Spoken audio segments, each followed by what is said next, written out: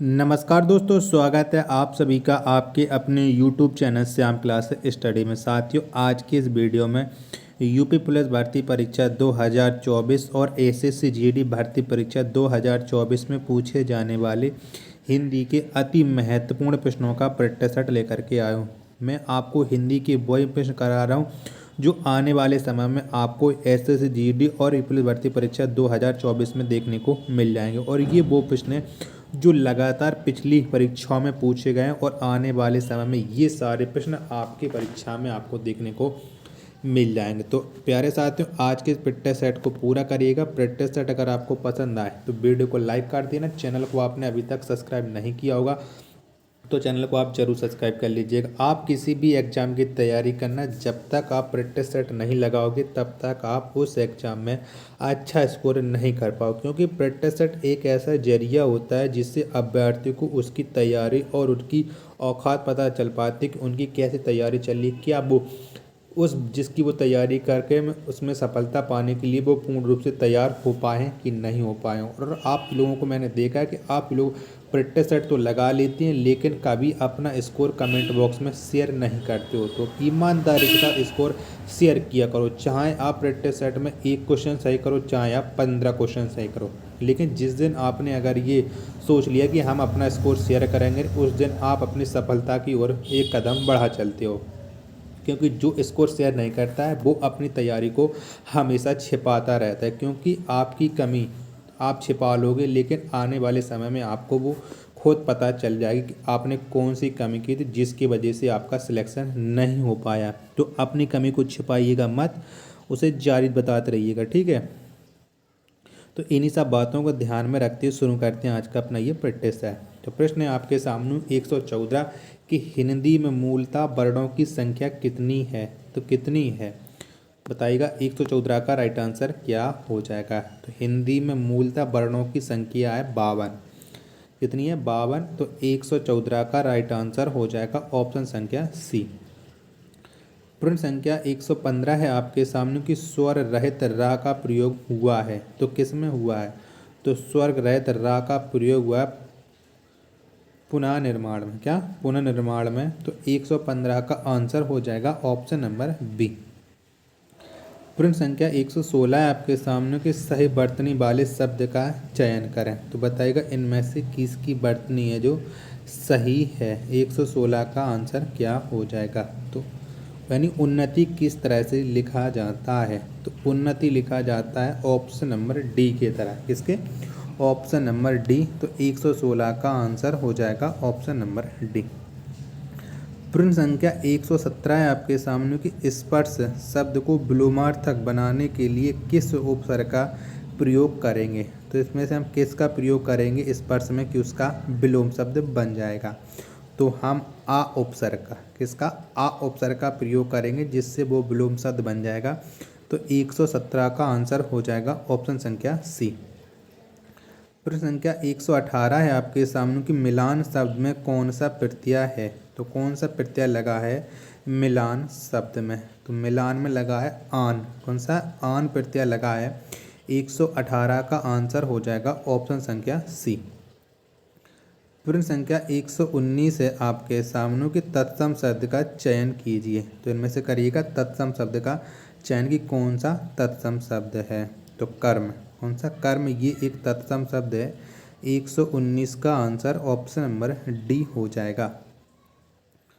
प्रश्न संख्या 120 है आपके सामने कि निम्नलिखित में से कौन तद्भव शब्द है। तो बताइएगा इनमें से कौन सा है शब्द है जो तद्भव है। तो सूरज। कौन सा? सूरज। ये तद्भव शब्द है। 120 का आंसर हो जाएगा ऑप्शन नंबर डी इसका राइट आंसर। प्रश्न संख्या 121 है आपके सामने कि कीर का पर्यायवाची नहीं है।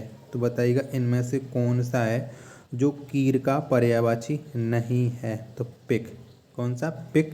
ये कीर का पर्यायवाची नहीं है। 121 का आंसर ऑप्शन नंबर बी हो जाएगा।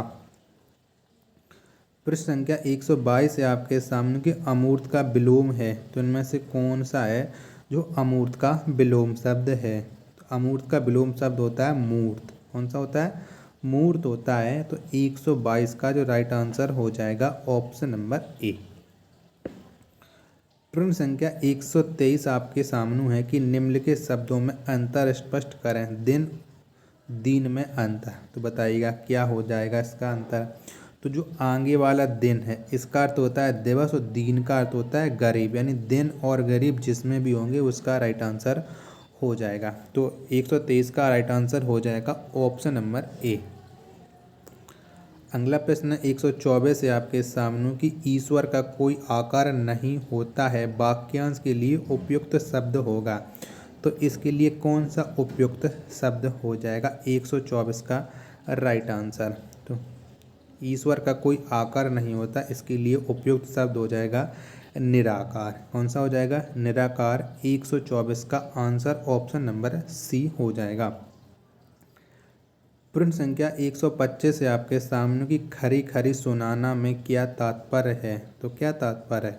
तो खरी खरी सुनाना इससे तात्पर्य हो जाएगा भला बुरा कहना। क्या? भला बुरा कहना। 125 का आंसर ऑप्शन नंबर बी इसका राइट आंसर।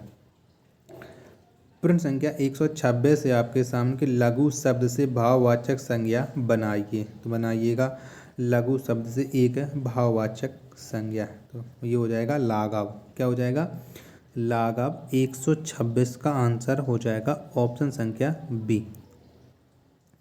प्रश्न संख्या 127 है आपके सामने कि सुंदर शब्द का स्त्रीलिंग क्या है। तो क्या है सुंदर का स्त्रीलिंग? तो सुंदर का स्त्रीलिंग हो जाएगा सुंदरता। क्या हो जाएगा? सुंदरता। 127 का आंसर हो जाएगा ऑप्शन संख्या सी। प्रश्न संख्या 128 है आपके सामने कि कौन सा शब्द एक वचन नहीं है। तो बताइएगा इनमें से कौन सा शब्द एक वचन नहीं है। तो पुलिस। क्या? पुलिस ये एक वचन नहीं है।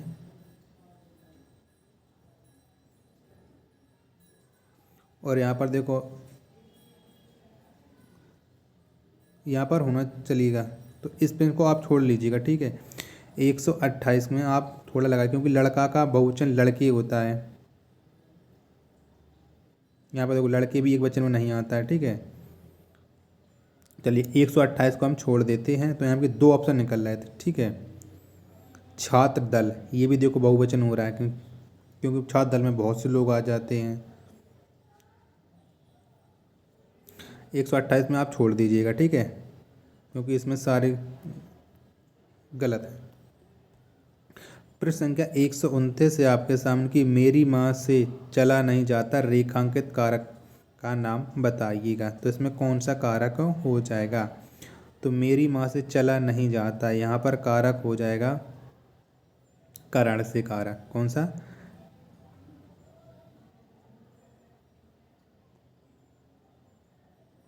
करण से हो जाएगा। क्या? ठीक है, करण से हो जाएगा। 129 का आंसर हो जाएगा ऑप्शन नंबर बी। प्रश्न संख्या 130 है आपके सामने कि पुरुषवाचक सर्वनाम की पहचान कीजिए। तो बताइएगा इनमें से किस में पुरुषवाचक सर्वनाम नहीं है। जो सो इसमें पुरुषवाचक सर्वनाम नहीं है, तो 130 का आंसर हो जाएगा ऑप्शन नंबर डी। प्रश्न संख्या 131 है आपके सामने की संस्कृति का विशेषण है। तो कौन सा हो जाएगा संस्कृति का विशेषण। तो सांस्कृतिक। क्या? सांस्कृतिक, ये संस्कृति का विशेषण हो जाएगा। 131 का आंसर ऑप्शन नंबर डी हो जाएगा। प्रश्न संख्या 132 है आपके सामने कि क्रिया के कितने भेद होते हैं। तो कितने होते हैं? तो क्रिया के भेद होते हैं दो। कितने होते हैं? दो होते हैं। 132 का आंसर ऑप्शन नंबर डी हो जाएगा। प्रश्न संख्या 133 है आपके सामने कि वह आया था, यह वाक्य भूतकाल के किस भेद का उदाहरण है। तो ये किसका उदाहरण है? तो वह आया था, ये हो जाएगा पूर्ण भूतकाल। कौन सा हो जाएगा? पूर्ण भूतकाल। 133 का आंसर हो जाएगा ऑप्शन नंबर ए।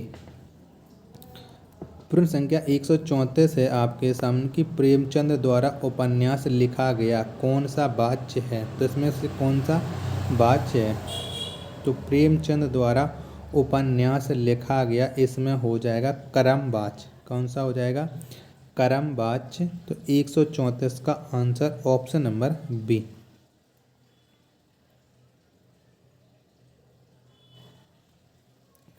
135 है आपके सामने कि आशीर्वाद का संधि विच्छेद करें। तो करिएगा आशीर्वाद का संधि विच्छेद कि कौन सा आशीर्वाद का संधि विच्छेद हो जाएगा। तो आ से ही प्लस बाद, ये आशीर्वाद का संधि विच्छेद हो जाएगा, यानी 135 का आंसर ऑप्शन नंबर बी इसका राइट आंसर हो जाएगा। प्रश्न संख्या 136 है आपके सामने कि महादेव शब्द किस समास का उदाहरण है। तो कौन से शब्द का उदाहरण है महादेव। तो ये हो जाएगा बहुब्री समास का उदाहरण। किसका हो जाएगा, बहुब्री समास का उदाहरण। 136 का आंसर ऑप्शन संख्या ए इसका राइट आंसर हो जाएगा। प्रश्न संख्या 137 है आपके सामने कि ऊंचे घोर मंदिर के अंदर रहन बारी ऊंचे घोर मंदिर के अंदर रहाती है। प्रस्तुत पदों में कौन सा अलंकार है, यानी आपको बताने की प्रश्न संख्या 137 में कौन सा अलंकार है। तो यहाँ पर अलंकार है श्लेष अलंकार। कौन सा है, श्लेष अलंकार। 137 का आंसर हो जाएगा ऑप्शन संख्या सी इसका राइट आंसर।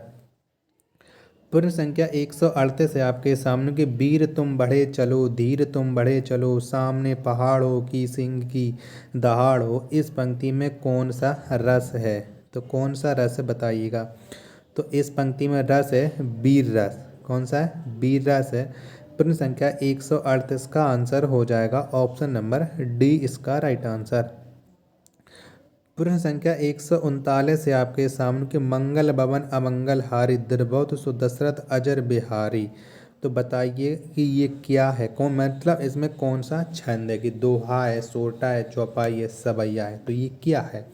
तो मंगल भवन अमंगल हारी द्रबहुत दशरथ अजर बिहारी, ये एक चौपाई क्या है, ये एक चौपाई है। 139 का आंसर ऑप्शन नंबर बी इसका राइट आंसर हो जाएगा। प्रश्न संख्या 140 है आपके सामने कि निराला को कौन सा कवि माना जाता है। तो कौन सा कवि माना जाता है निराला को, यानी सूर्यकांत त्रिपाठी निराला इनका पूरा नाम हो जाएगा। तो निराला जी को एक क्रांतिकारी कवि माना जाता है। कैसा, क्रांतिकारी। 144 का right answer option number B हो जाएगा। प्रश्न संख्या 141 से आपके सामने कि ब्रज भाषा कहाँ बोली जाती है। तो कहाँ पर बोली जाती है ब्रज भाषा, ये आपको बताना है इन चारों ऑप्शन के अकॉर्डिंग। तो ये मथुरा वृंदावन में, कहाँ पर, मथुरा वृंदावन में ब्रज भाषा बोली जाती है। 141 का आंसर ऑप्शन नंबर सी इसका राइट आंसर हो जाएगा।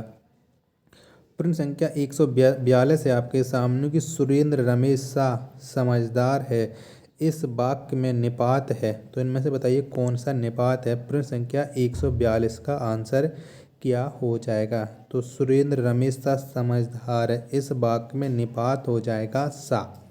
कौन सा हो जाएगा, सा हो जाएगा। तो 142 का आंसर ऑप्शन नंबर ए इसका राइट आंसर हो जाएगा। प्रश्न संख्या 143 से आपके सामने कि कौन सा वाक्य शुद्ध है। तो बताइएगा प्रश्न संख्या 143 में कौन सा वाक्य शुद्ध है। चारों ऑप्शन पढ़िएगा और बताइएगा। तो मुझको लौटने में विलम्ब हो गया, ये शुद्ध है, बाकी के सभी अशुद्ध हैं। तो 143 का राइट आंसर हो जाएगा ऑप्शन संख्या सी। प्रश्न संख्या 144 से आपके सामने की ध्यानपूर्वक शब्द है। तो बताइएगा ध्यानपूर्वक कैसा शब्द है। तो ध्यानपूर्वक एक रीतिवाचक क्रिया विशेषण शब्द। कैसा, रीतिवाचक क्रिया विशेषण शब्द। 144 का आंसर ऑप्शन नंबर डी इसका राइट आंसर हो जाएगा।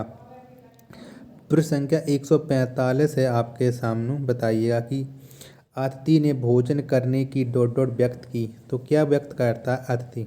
तो अतिथि ने भोजन करने की इच्छा क्या व्यक्त की, इच्छा व्यक्त की। तो 145 का आंसर ऑप्शन नंबर बी हो जाएगा।